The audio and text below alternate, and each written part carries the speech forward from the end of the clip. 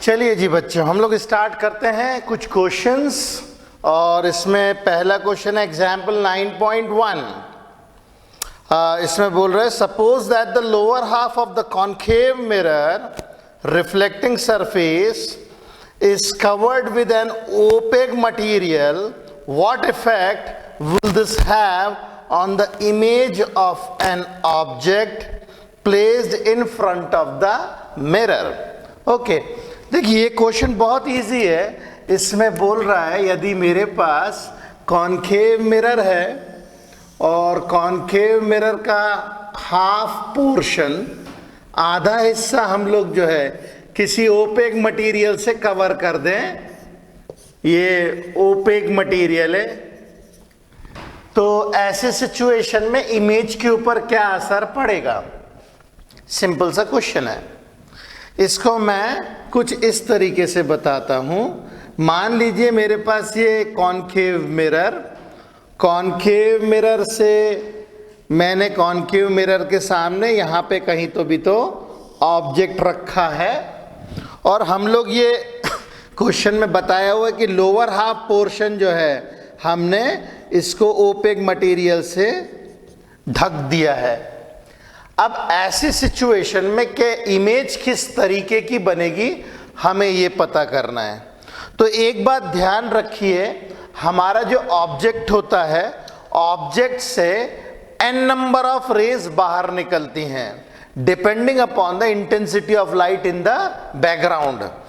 तो यहां से ढेर सारी लाइट रेज बाहर निकल रही होती है हर डायरेक्शन में। मैंने केवल एक पॉइंट लिया है और उस पॉइंट से ढेर सारी लाइट रेज निकल रही है। कुछ लाइट रेज जो है यहां पे भी गिरती हैं, कुछ लाइट रेज यहां, कुछ लाइट रेज यहां, कुछ इस तरीके से। अब होने वाला इसके अंदर में ये है कि मेरे ऑब्जेक्ट से जो लाइट रेज नीचे वाले हिस्से पे पड़ेंगी जो ओपेक है, वो तो इमेज फॉर्मेशन कर ही नहीं सकती हैं। इमेज फॉर्मेशन केवल ये वाला हिस्सा करेगा। ऐसी सिचुएशन में जो इमेज बनेगी वो तो कंप्लीट बनेगी, ये बात पक्की है। ओके, बस उसकी इंटेंसिटी थोड़ी सी डल हो जाएगी। और इंटेंसिटी डल इसीलिए होगी क्योंकि निचला हिस्सा जो अप्रोक्सीमेटली 50% कवर कर रहा होगा, उससे कोई भी इमेज का फॉर्मेशन नहीं हो रहा है। ओके, तो इसके अंदर में हम आंसर ये लिखेंगे, इमेज विल बी 100%, पूरी इमेज बनेगी मगर उसकी इंटेंसिटी घट जाएगी।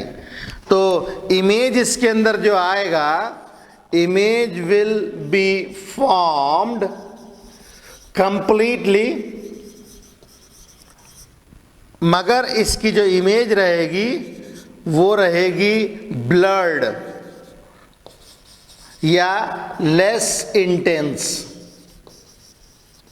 कम इंटेंसिटी वाली इमेज जो है इसके अंदर बनेगी। इमेज पूरी बनेगी, इंटेंसिटी काफी कम हो जाएगी। ओके, तो ये तो हो गई इसकी बात।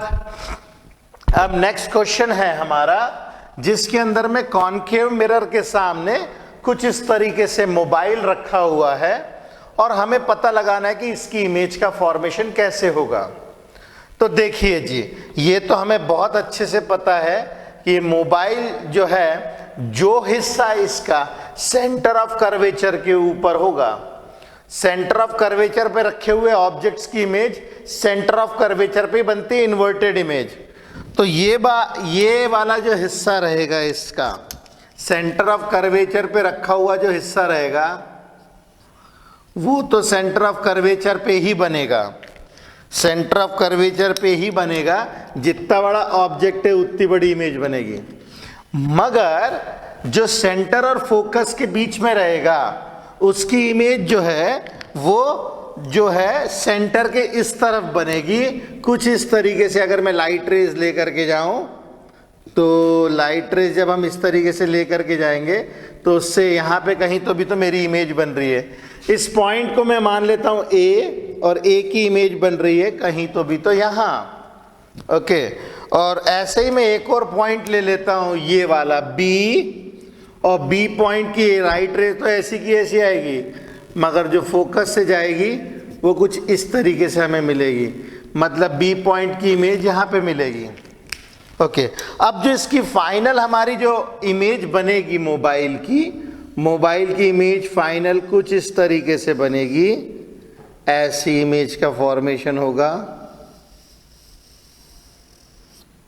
ओके, और इसका जो एंटीना है वो कुछ इस तरीके से ऐसा बनेगा, और डेफिनेटली ये वाले पार्ट की इमेज भी कुछ इसी तरीके से बनेगी।